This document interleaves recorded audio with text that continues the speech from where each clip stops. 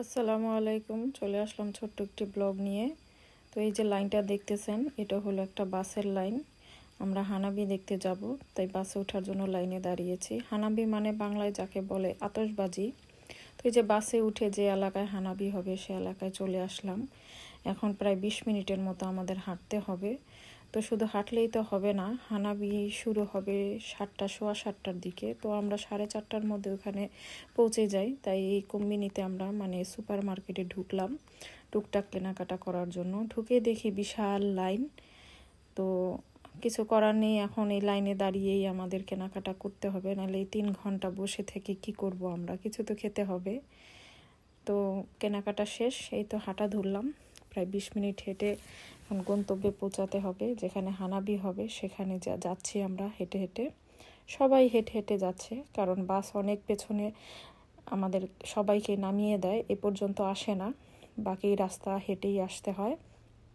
তো এসে দেখি যে কোথাও জায়গা নেই, কারণ এই যে সিটগুলো বিছানো, এরা অনেক সকালে এসে এই সিটগুলো বিছিয়ে তাদের জন্য জায়গা রেখে গেছে এবং নামও লিখে রেখে গেছে। তো আমরা তো আর আগে থেকে জায়গা রেখে যাইনি, তো এখন জায়গা পাচ্ছি না। তো অনেক দূরে একটা ছোট্ট জায়গা পেলাম। তো এই তো এখন টার্মিনাল শুরু হবে।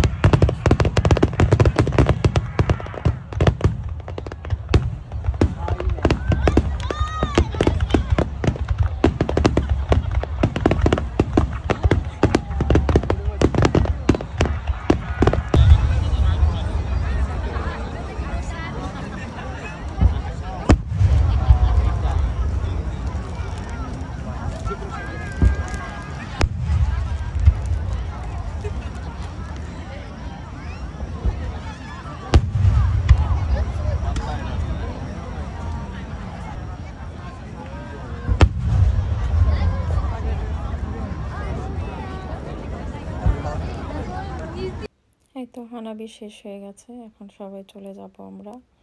তো এই তো দেখেন বিশাল মানুষের আয়োজন, সবাই হানাবি শেষ। তারা এখন খুব মোবাইলের ফ্ল্যাশ লাইট দিয়ে তারা বোঝানোর চেষ্টা করছে যে তাদের খুব ভালো লেগেছে।